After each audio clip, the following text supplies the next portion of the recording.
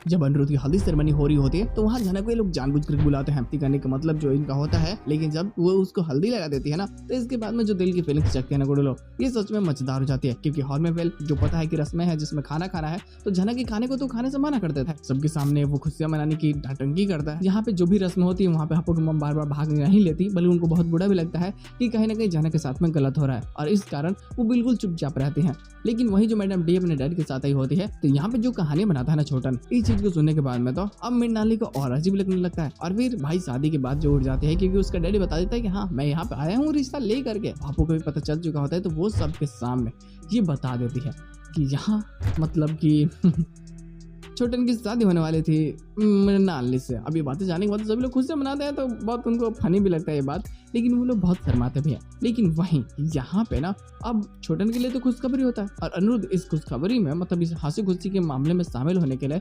दिखावा करने लगता है कि मेरी शादी हो रही है, मेरे बाद छोटन की शादी होने लगेगी। और यहाँ पे अब बातें कहीं ना कहीं होने लगती है। लेकिन वहीं गुडुलो जैसे एक रस्म खत्म होने के बाद में दूसरा रस्म होता है, तो यहाँ से तो अभी भी खाना कहीं ना कहीं झनक का बचा हुआ होता है। बाद में ये खा लेगा उस सभी चीजों को, बस दिखाने के लिए सबके सामने नाना कर रहा होता है। लेकिन वही हल्दी की रस्मों में इसके साथ में एपिसोड की एंडिंग कर दी जाती है। बट प्रॉब्लम्स यहीं से क्रिएट होना स्टार्ट होता है, क्योंकि अब झनक के दिल की फीलिंग्स कहीं ना कहीं दूर जाने से ना और ज्यादा बढ़ रही होती है, और ज्यादा अनिरुद्ध का एक तरफा बिहेवियर उसे बहुत ज्यादा परेशान कर रहा होता है। वो समझ जाती है कि अगर मुझे मेरा प्यार चाहिए, अगर मेरा कुछ है इस घर में, तो मुझे उसके लिए लड़ना होगा। मैं ऐसे नहीं छोड़ सकती।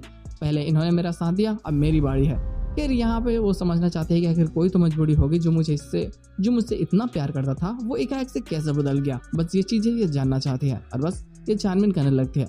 लेकिन वही हल्दी की रस्मों में अब हल्दी दे दी जाती है ताकि ये लगाए, और जानबूझ करके इसे रस्मों में इन्वॉल्व किया जाता है। लेकिन यहाँ जैसा इनकी प्लानिंग होती है ना, ऐसा कुछ भी नहीं होता। और जैसे ही झनक अब हल्दी लगा देती है, तो अनिरुद्ध के सीने तक उसका हाथ जाता है। जो दिल की धड़कनें वो सुनती है, तो सच में यार यहाँ ना वो समझ जाती है कि ये कुछ बहुत बड़ा गेम चल रहा है। हालांकि एक नए कैरेक्टर की एंट्री की बात चल रही है, बट ये कैरेक्टर आएगा कब ये किसी को पता नहीं है।